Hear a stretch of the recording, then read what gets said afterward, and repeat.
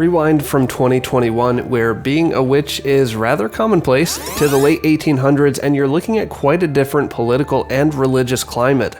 In Black Book, you play as a young witch or coldoon, and explore Círdan, a land brimming with demons and spirits to be slain or trained into your service. With so many choices to make and stories to follow, this deck-building card battler plays out more like a D&D adventure than any card-based game I've played. Hey guys, it's Cody with Indie Game Pulse. Let's get right into it.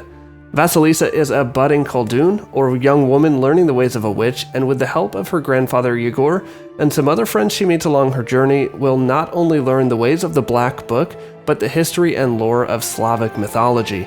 As she compiles new spells in her book and writes observations in her journal, her strength will grow, along with her influence over the area as she employs more chorts to do her bidding. Vasilisa is a woman burning with the desire to revive her deceased husband, and she will stop at nothing to bring him back to the mortal world.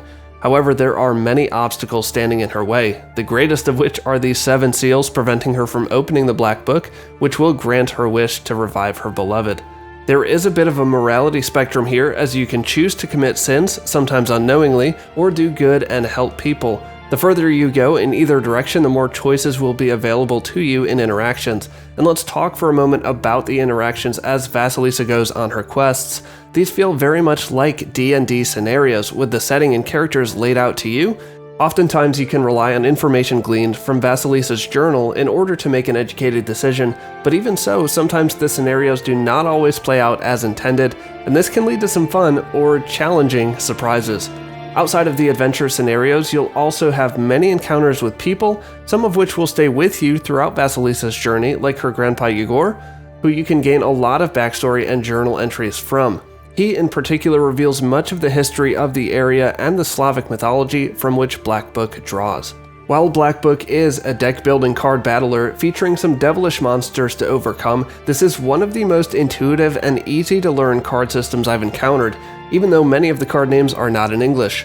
Instead of discarding your hand at the end of each round and drawing a new hand as you would in a traditional deck builder, in Black Book you draw random cards or spells from your spellbook. The larger your deck, the smaller chance that you'll draw each card, and when you're at Vasilisa's home, you have the ability to purchase more copies of cards that you've discovered, up to a maximum of 4, or remove cards from your current deck. In combat, on each turn you can play up to 2 scroll cards and 1 key card as denoted in the upper left corner of the card, and the more cards you acquire, the more you'll be able to learn and use some fun strategies.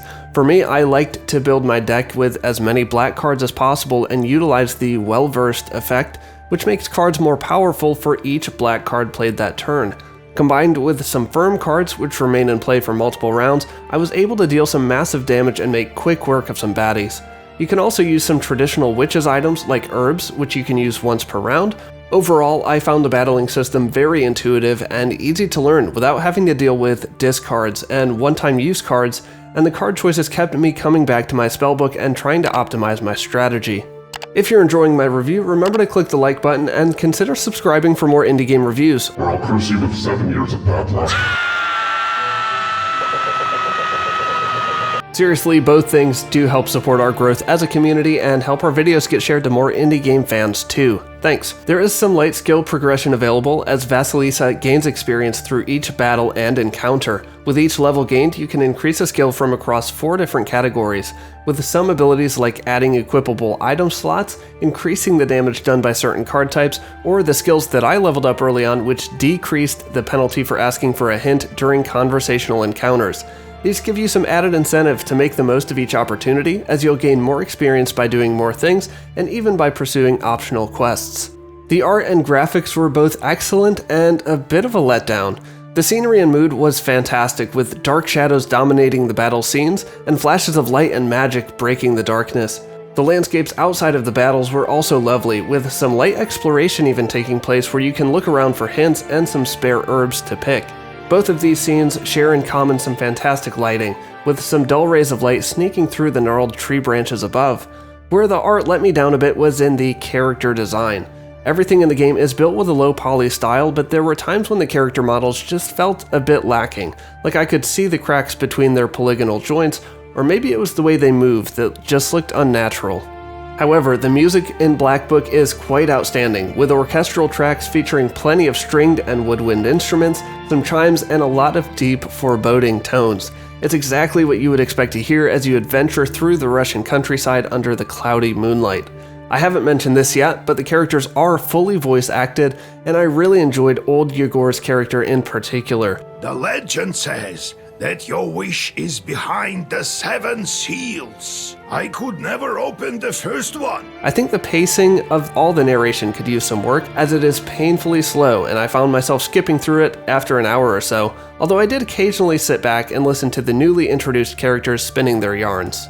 So the question is, should you play Black Book? I recommend it, and I would even suggest it to those not too familiar with the deck building genre. Although the language of the cards can be a bit difficult to understand at first, I think the lack of discard and draw new hand mechanics make this an accessible game for newcomers to the genre. Plus, you get a haunting story that you can skim or dive headlong into as you wish. Thank you very much to my 1,324 subscribers for your support. If you like what you see here at Indie Game Pulse, join us on Discord and consider helping us grow by supporting us on Patreon. Links are in the description. For more top indie game countdowns and reviews, check out the videos on your screen now, and I'll see you on the other side.